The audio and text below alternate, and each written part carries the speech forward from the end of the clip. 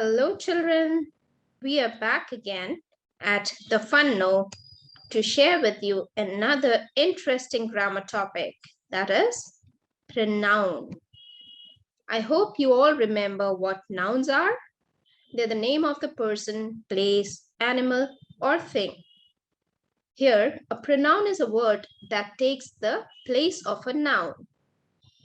Let us see what it talks about. And what are its types? Do you see that little bird there? She is going to tell us about the types today. We have the 5 types of pronoun: personal pronoun, relative pronoun, interrogative pronoun, demonstrative pronoun, and indefinite pronoun.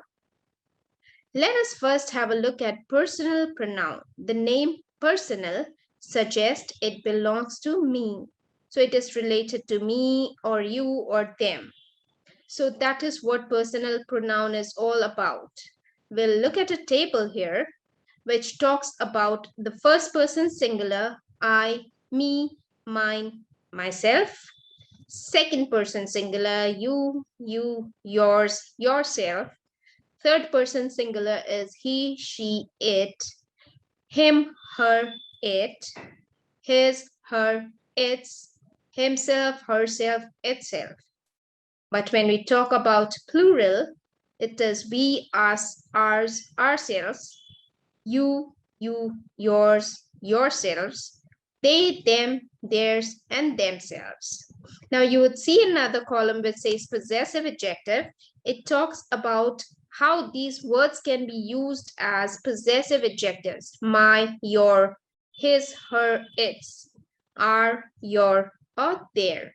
We will see the examples and understand in a better way. Next, we have the reflexive form, which is used in 2 ways: reflexive and intensive. I have cut myself. He blames himself. Reflexive. I myself was unaware of that. Intensive. Now, you might have a question that myself is being used in reflexive and myself is being used in intensive. How do we identify? It's simple. Reflexive comes from the word reflect. So you would see it is at a little distance. The myself word is at a little distance. There is a verb in between. So in reflexive, the subject and the pronoun does not come together. Whereas in the intensive, there is a stress factor. So myself always comes with the pronoun. I myself was unaware. So I'm laying stress on that word myself. I hope that is clear. The reflexives do not have different forms for nominative, objective, or possessive like the one we saw in the personal pronoun. A possessive adjective simply describes a noun. So now you understand how we use the word my as an adjective because it describes the noun. Next, we have relative pronoun. Again, the name is very suggestive, relative, with which we can relate. A relative pronoun uses who, whom, whose, which, what, that, and these words are not used as questions, but they are used as a part of a sentence, standing in one part for a noun or pronoun mentioned in the other part and referring to that noun or pronoun, which is called its antecedent. Let me explain with an example. Who sings so sweetly? That is a question. I'm using the word who as a question. But if I say it is the peacock who sings sweetly, so I am connecting 2 things. The peacock who sings sweetly. So the peacock is the noun and who is the pronoun here we are using. So the noun peacock is the antecedent of the pronoun who. Tom is a boy who learns fast. So Tom is the noun, who is the relative pronoun, and Tom is the antecedent of who. The next one we have is interrogative. The words you have already seen in the in the relative pronoun, but here it is asking questions. They can refer to person, place, animal, things, just as when they are used as relative pronouns. Who was singing? It's a question. The peacock was. Whom do you think I'm at? What is your name? Everything is a question. Now, here is another question given on the screen. Who do you think you are? At times we question that R is coming at the end. Is this a correct sentence? Yes, of course it is. R is part of the verb to be, which does not take an object. So we can put the question mark right there.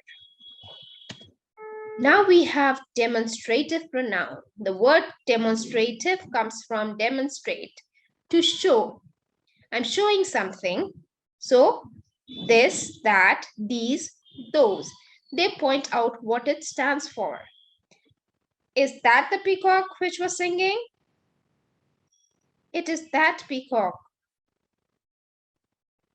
So I am indicating, I'm showing. This is intolerable. I like that. He's like that sometimes. I prefer these over those. So that is demonstrative. This and these, when opposed to that and those in a sentence, usually distinguish what is nearer, more recent, or more recently mentioned from what is more distance in place or time. That was nonsense. The truth is this. Means what I'm saying right now is the fact what was spoken earlier was not correct.